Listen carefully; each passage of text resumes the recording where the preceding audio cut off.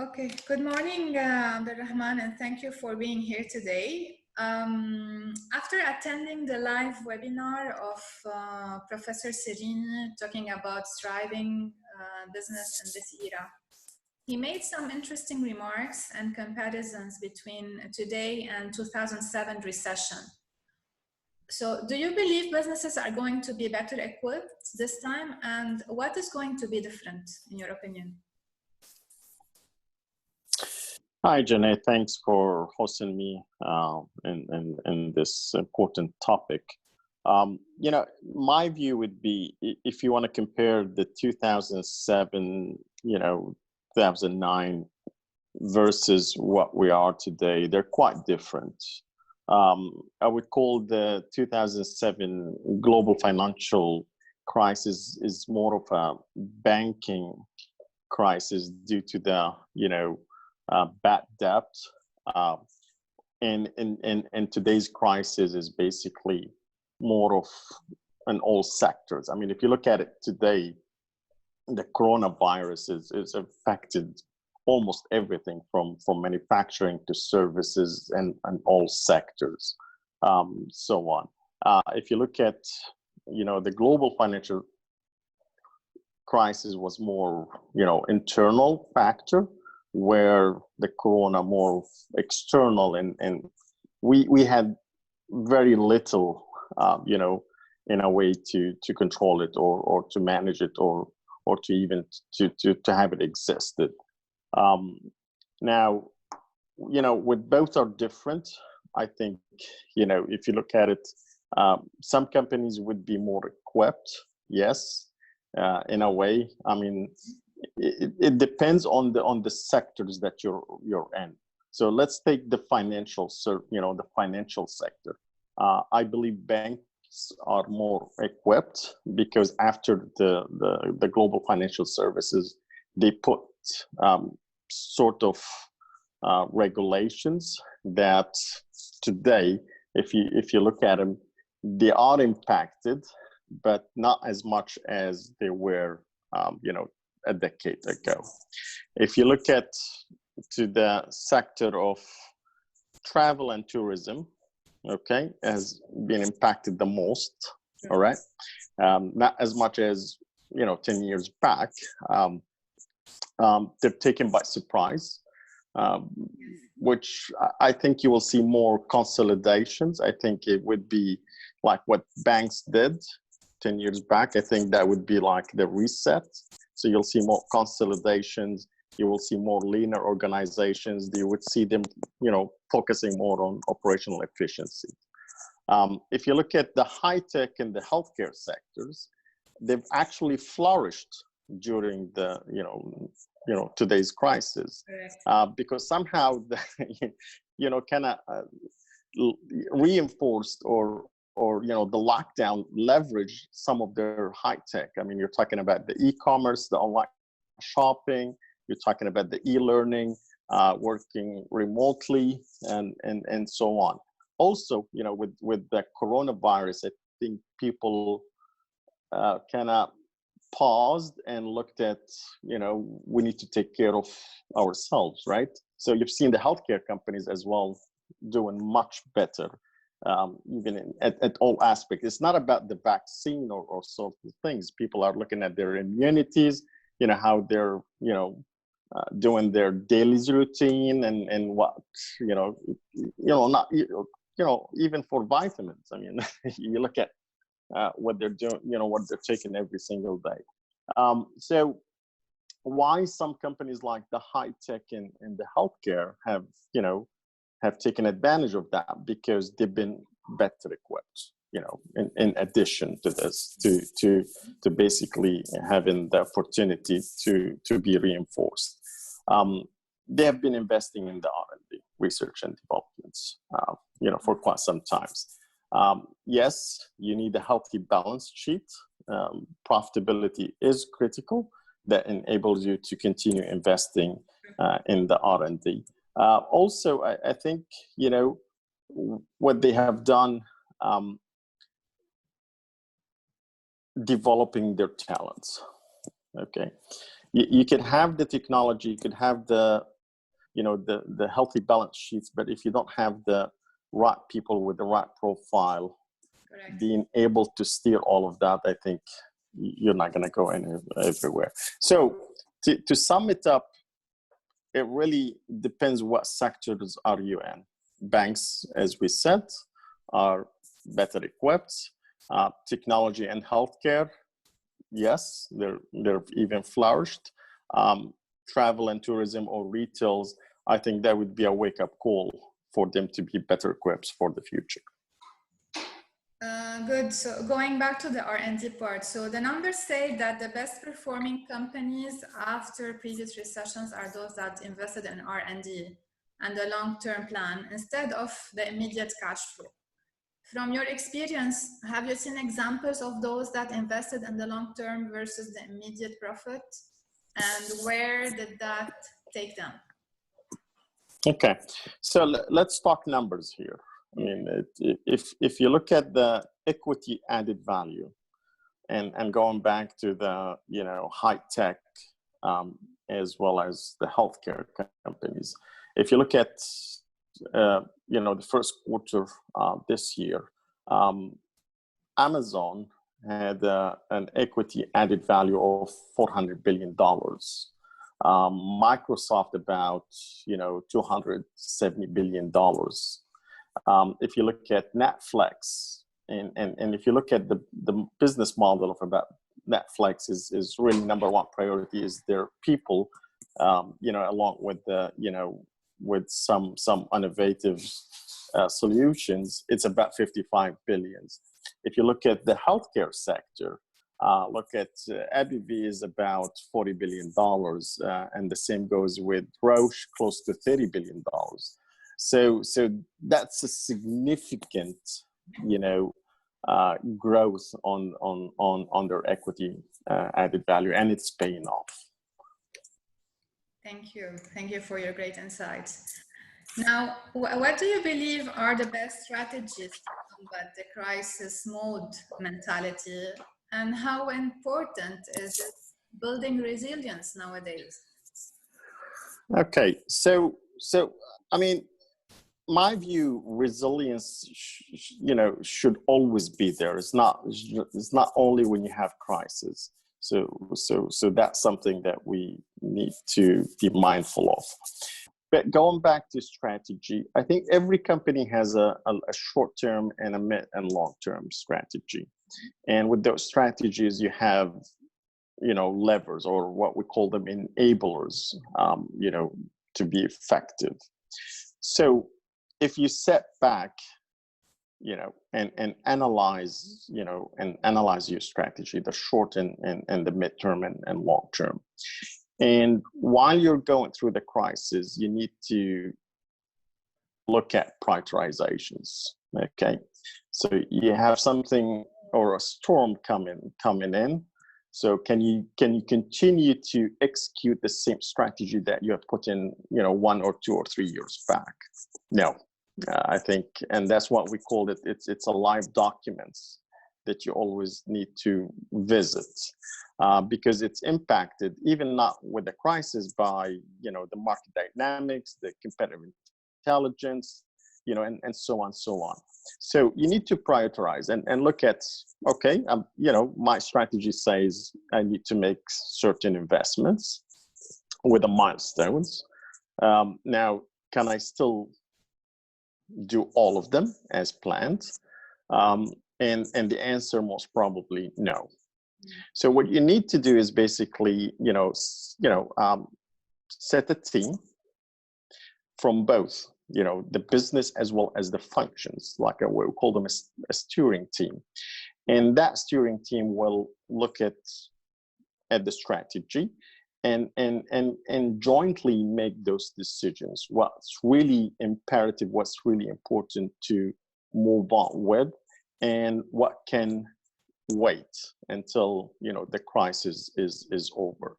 Now, while you're doing this, you need to accelerate what we talked about as a priority. In order to do that, you need to have a healthy balance sheet. You need to have what we call them the fund to accelerate, right? How do you create the fund? You need to apply some, efficiency improvements. And again, efficiency, or what I would like to describe it more of a productivity, you don't need to wait for crisis to look into it or to apply it. Efficiency improvement is a journey that while you're doing well, or there's a crisis, doing bad, you always need to continuously, execute, forcefully. So let's say you have some improvement, and going again about, prioritizations, you have certain programs for efficiency improvements with the milestones. So what you do, you need to accelerate some of those to basically create the funds to accelerate some of the R&D programs. And that can be in different ways. A lot of people, and I think, the webinar has touched on that, not only or specifically slashing your headcounts. You can look at your structure, okay, in a way that can I reallocate some resources into more promising markets where the crisis is less impactful. You look at the layers of your structure as well. Can you remove some of those layers to make it more effective? You look at consolidations between departments and functions and so on. But also, what was interesting, I've seen a company, before even looking at slashing the headcounts, they're very rich in cash, so they've got a lot of vendors. So what they did, they've called all the vendors and said, if we pay you earlier than the due dates, what discounts we can get. Because at the same time, the companies want cash much quicker, for a lot of reasons. And you would be surprised, the impact was threefold than slashing any headcounts within the organizations. So they end up actually keeping every single resource that they have, because the benefit was significant. So you need to not only focus on on your assets or the most important assets and that resource, you need to be innovative thinker and find different ways to do that. Good point. That talking about acceleration and how, as well, to be in the agile mindset. So basically, different times require different work structures, as you've just mentioned. What decision do you feel leaders need to make to increase the efficiency of remote working? Again, if you look at, and if I recall correctly, I think a couple of years back, and we didn't have any crisis. IBM started this remote, working as an option, or at a certain time they reinforced it for some of their functions, but they stopped that programs because what they've seen, the benefits are very little compared to what they have expected. Mm-hmm. But that's one company, that's a one sector. You can't take that example and generalize it and all. But I think also keeping in mind, working from home means, more distractions, fewer ways to interact naturally with fellow employees, and which means, more isolations. Okay. So again, in my view, while considering, working remotely, you need to look at, three different things. The first one is the structure, and then the culture and technology. So going back to structure, specifically, you need to look at what roles in particulars that fits the best, for working remotely. So you look at the roles, not the individuals. That you need to distinguish, between that, because you will get people love to work remotely, like they will be volunteering to work, remotely, and this is where you need to say yes or no. Depends on the role itself. If it makes, absolute sense and brings more, of productivity gains. You also need to also make sure that you set the expectations and crystal clear goals, and focus on what's being accomplished, not the activities, sort of things. That's really important, for working from home or whatever. The culture, you need to set the tone for everyone that the people working remotely are as important as the ones that are working from the office. Okay, so and they would have, the opportunities for career developments and all the benefits as well. So that needs to be clearly set. So that's being seeded into the culture. And also you need to continuously provide emotional and steady support. Meaning, okay, you as a manager need to make sure that you're always available for those who are working remotely, and even like give them a priorities over, the ones working in the office. And you can leverage, through a lot of, technology that being available, like an apps messaging and so on. The third one, we talked about technology. So when you make a decision for people, to work from or to work remotely, you ought to make sure also to equip them with the right tech tools, So, absolutely. So again, as long as you're looking at, the structure, the culture, the technology, I don't see it, going wrong on that. But it has to be objective. Were there points discussed by Professor Serini in the live webinar that you will take right into action? And what are those actions that you will take? Yeah. It was interesting, we as leaders, and a lot of times when we're hit with a crisis, especially I keep, describe it as a storm, and sometimes it's like more of a hurricane. Yes, you get heads up, but you have a very short time to kind of be proactive. So most probably you're on the reactive mode, right? I mean, like, give you an example, Corona. I was like early February. I mean, there was talks in the media about it in January.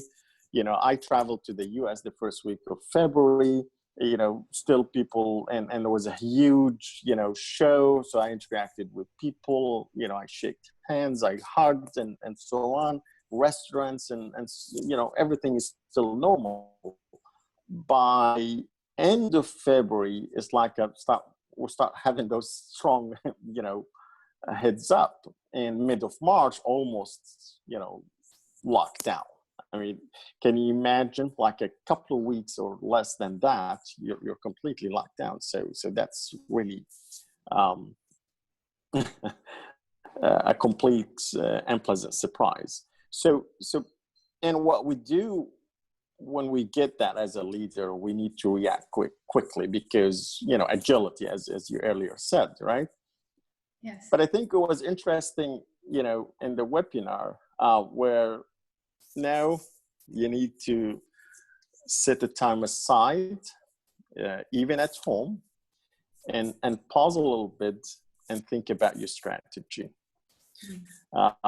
Irrelevant how urgent, you need to react to it, because the brain, going back to the science that Professor Serini has given, I think that was very insightful. So that was, I thought that was very helpful, and I would do that in every role or any organization that I lead. Also, the brain optimizers.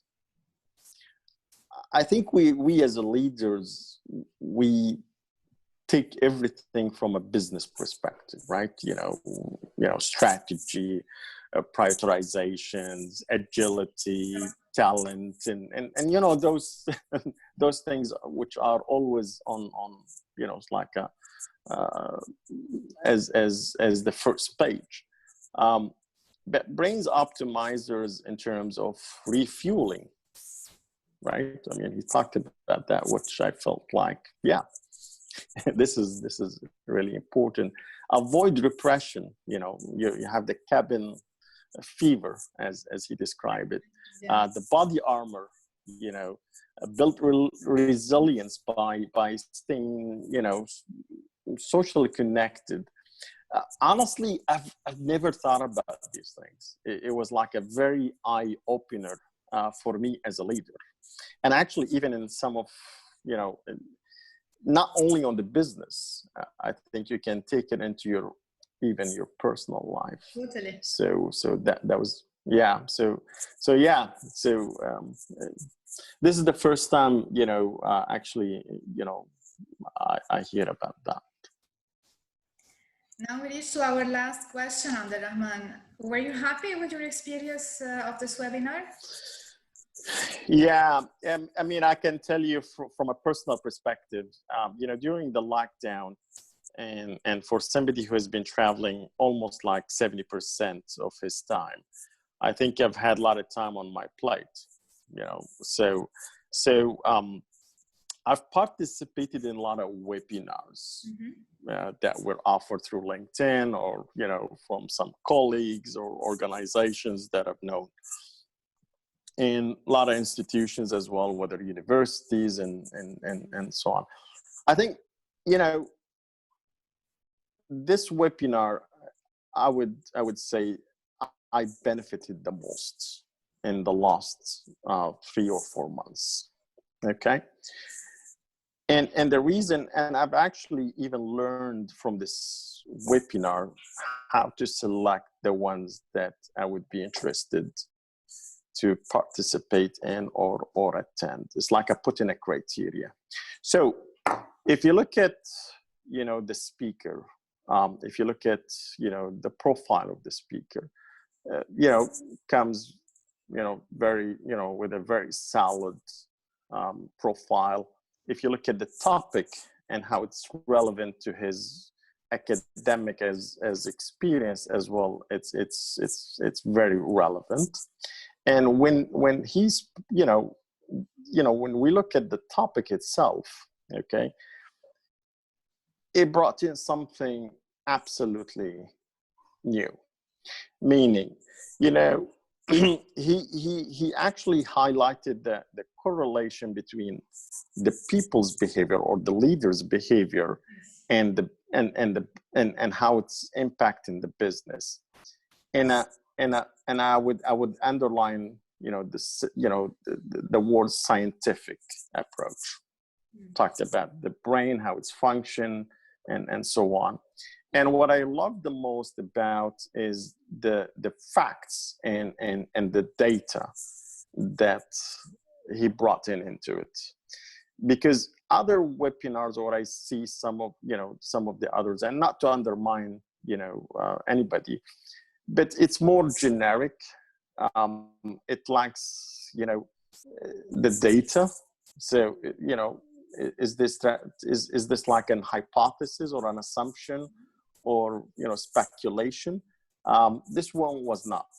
He is giving you data and facts that backs up his defensive or what he was talked about.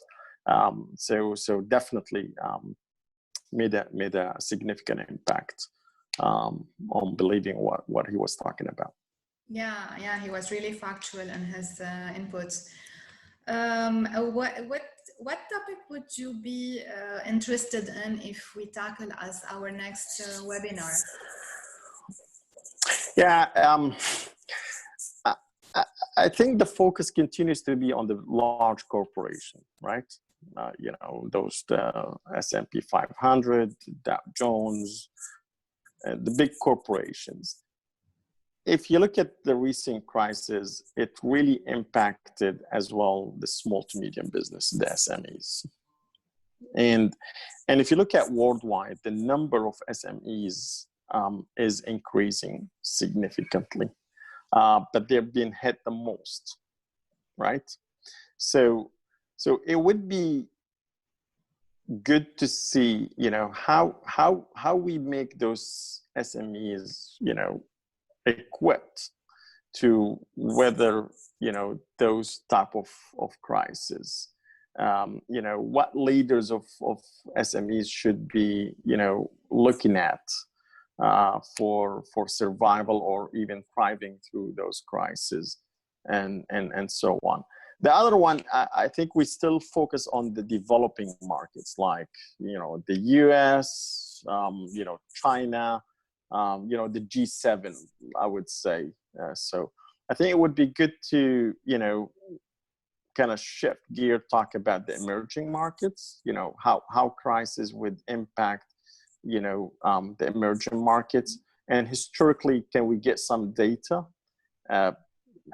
Again, like what we did, you know, with big corporations, how they were able to go through it.